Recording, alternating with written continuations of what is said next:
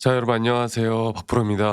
오늘 삼성전자가 다시 한번 개파락과 함께 또 크게 또 하락이 나오고 있고, 어제 글로벌 증시가 또 크게 빠졌고, 전쟁 관련된 이슈와 또 유가, 또 금리, 이런 기술주들에 대한 악재, 이 모든 것들이 겹치면서 제가 계속 여러분들께 말씀을 드렸던 지수에 대한 저점 바닥 리테스트 조정, 그리고 또 그런 지수에 대한 리테스트 조정 구간들이 삼성 또한 다시 한번 이 저점 단계가 깨질 가능성까지도 계속 이야기를 해 드렸습니다. 그리고 제가 최근에 이런 저점 이탈에 대한 부분들을 이야기할 때마다 많은 사람들이 또 영상을 별로 안 좋아하시더라고요. 그런데 여러분들 주식이라는 건 정말 오랫동안 해 보신 분들이나 잘하시는 분들은 다들 아시겠지만, 누구나 다 뭐 '그래도 올라오겠지, 올라오겠지.' 할 때는 일반적으로 개인들의 심리적인 불안감을 줄 수밖에 없는 자리까지 한 번 정도 더 조정을 준 다음에 그다음부터 또다시 새로운 상승에 대한 추세가 시작되는 그런 패턴들이 많이 나옵니다. 그리고 삼성 같은 경우는 뭐 기업에 대한 펀더멘탈 가치에 대해선 우리가 의심할 필요가 없죠. 근데 한 가지 더 우려스러운 건 바로 이 AI 쪽에 대한 기술주 중심으로 좀 하락세가 깊어지고 있다라는 거. 그러면 이게 삼성이 앞으로 더 좋은 날들이 많이 남아 있다 하더라도 이 기업이 계속 성장하는 것과 주식이 또 계속 올라가는 건 다른 문제란 말이지. 자, 그러면 우리가 지금 시장에서 어떤 일들이 발생하고 있고, 앞으로 여기에 대해서 또 어떤 식으로 기술적으로 좀 더 대응을 해야 되는지에 대해서 말씀을 드리겠습니다.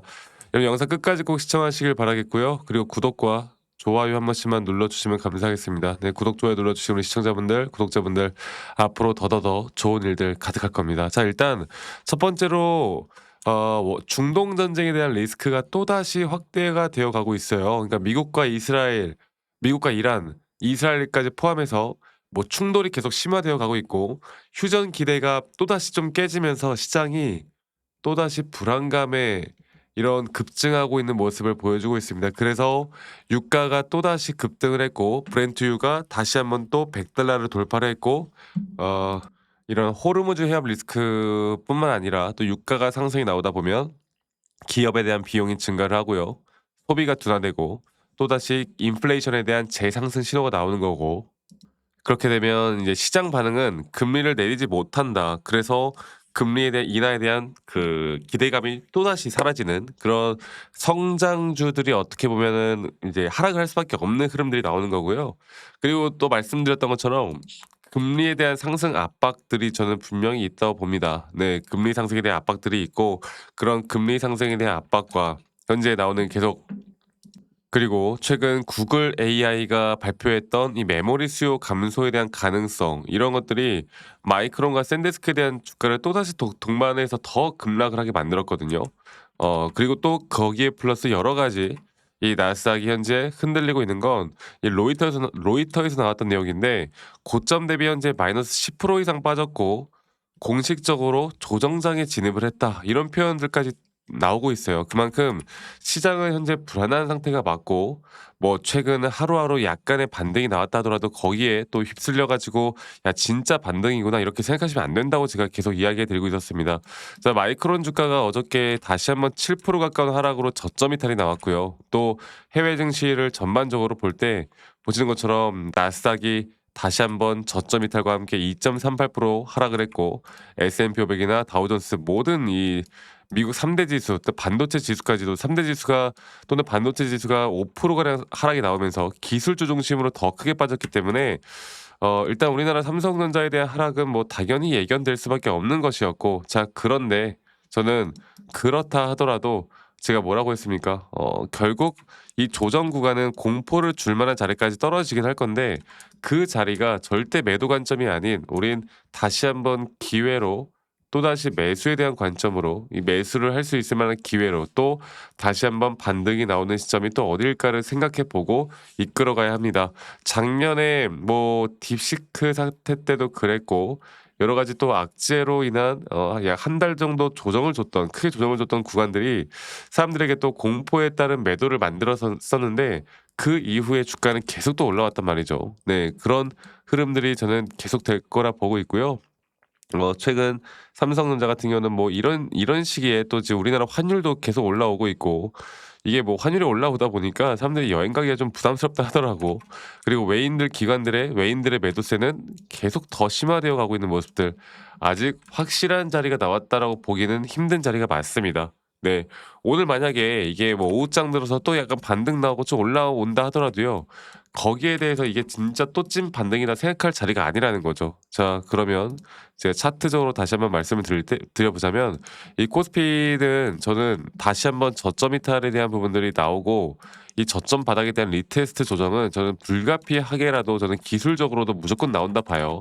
이게 작년 말에도 마찬가지로 이런 식으로 한번 급등이 나왔다가 다시 한번 큰 조정이 나오고 그리고 나서 또다시 한번 반등이 나왔지만 또다시 저점 이탈이 나오는 이런 구간들이 계속 반복될 거란 말이지. 그러면 이런 구간들이 반복된다라고 했을 때 과연 삼성전자에 대한 조정 구간 또 앞으로의 회복 구간은 과연 어디가 진짜 뭐 우리가 타점을 잡기에 가장 적절한 자리일까를 생각해 보면 자 볼게요. 삼성전자. 제가 어제도 또 엊그제도 계속 강조를 드리고 있었던 부분들이 삼성에 대한 여기 지금 주가가 떨어지는 다시 한번 저점에 대한 바닥 리테스트 조정이 저는 대략 0.382, 0.5 구간 이 구간까지는 한 번 더 떨어질 가능성을 계속 이야기해 드리고 있었습니다. 이거는 아마 제 영상을 많이 보신 분들 또 저희 구독자방에 계신 분들이라면 누구나 다 알고 있는 내용일 거예요. 그리고 이런 자리에서 과연 반등이 또 어디 구간까지 우리가 1차적으로 대응을 해 나갈 만한 자리는 바로 이 장기적인 파동에 따른 삼파 고점 단계잖아요. 그리고 이런 등락폭들에 대한 변동성은 앞으로도 계속 되어 갈 거고 이런 변동성에 대한 대응들을 내가 지금부터 어떻게 해 나갈 수 있느냐가 저는 가장 중요한 부분이다라고 좀 말씀을 드리고 싶어요. 이러한 대응들을 내가 어떻게 해 나갈까? 또 이러한 대응들을 통해 우리가 앞으로 어떤 목표가를 잡아갈까? 또 이런 조정 구간들은 우리에게 또 무조건 기회가 될 수 있다라는 거. 이걸 여러분들 꼭 기억하셔야 합니다. 그리고 앞으로 저는 계속 시장의 흐름을 읽고 그 시장의 흐름에 따라 기술적으로 확실한 매수나 매도에 대한 시그널을 읽어 나가는 게 너무나 중요하다 보고 있고 이런 중요한 타점들이 나올 때는 항상 여러분들과 라이브 영상이나 타점에 대한 영상들을 누구보다 빨리 찍어서 다 같이 공유할 거니까 많이들 꼭 시청하시길 바라겠는데 근데 중요한 건 우리 또 시청자분들 구독자분들이 대부분 다 직장 다니시거나 혹은 자영업 하시는 분들이 많잖아요. 그래서 네 제가 항상 영상을 좀 찍기 전에 웬만하면 다이렉트로 제가 문자로 네 안내를 해 드릴 예정입니다. 앞으로의 매수 혹은 앞으로의 매도에 대한 타점들을 여러분들과 다 같이 잡아 나갈 예정이고요. 그리고 그 부분들은 이 밑에 보이는 제 번호로 네 삼성전자의 삼성이라고 저에게 문자 한 통 남기시면 되겠습니다. 네 삼성이라고 저에게 문자 한 통 남기시면 되겠고 또 남기신 분들 한 분도 빠짐없이 다 소중하게 저장을 해 놓고 제가 웬만하면 일괄적으로 안내를 해 드릴 거예요. 그리고 이러한 부분들이 분명 여러분들에게 더 큰 도움이 될 수밖에 없다라는 거 이거 하나만 여러분들 꼭 기억해 주시길 바라겠고요. 그리고 또 한 가지 더 제가 말씀을 좀 드리고 싶은 부분들은 지금부터 제가 항상 또 여러분들과 같이 또 이야기를 해 나가면서 많은 부분들을 공유할 거지만 저는 삼성뿐만 아니라 우리나라 시장이 현재 조정을 받고 있는 현재 구간에서 우리가 또 잡을 만한 종목들이 또 뭐가 있을지에 대해서도 계속 이야기를 해 드리고 있습니다. 그래서 이 부분들 꼭 기억하시길 바라겠고요. 그리고 가끔 문자 보내실 때 가끔 저한테 이제 선물 같은 거 같이 보내시는 분들이 꽤나 많으세요. 근데 제가 이런 거 받지 않습니다. 대신 여러분들의 구독과 그리고 여러분들의 좋아요가 네 가장 또 큰 힘이 된다라는 거 이거 하나만 여러분들 꼭 기억해 주시길 바라겠고 앞으로 네 저와 함께 해 나가면서 좋은 결과 좀 만들어 나가면 좋겠다. 여러분들의 주식에 대한 스토리텔링이 더 완벽해질 수 있도록 제가 함께 하겠다. 이 말씀 드리겠고요. 아니 너가 뭐 그렇게 타점을 잘 잡으면 너 혼자 하면 되는 거지 왜 이런 걸 다 같이 공유를 하느냐 이렇게 말씀들을 또 많이 하세요. 근데 여러분들 저는 혼자 너무나 잘하고 있고요. 저는 미증시나 또는 뭐 코인 시장 전반적인 시장을 항상 공부하고 있고 이렇게 시장을 공부하다 보면 개별적인 종목에 대한 타점들을 잡아 나가는 게 어렵지가 않습니다.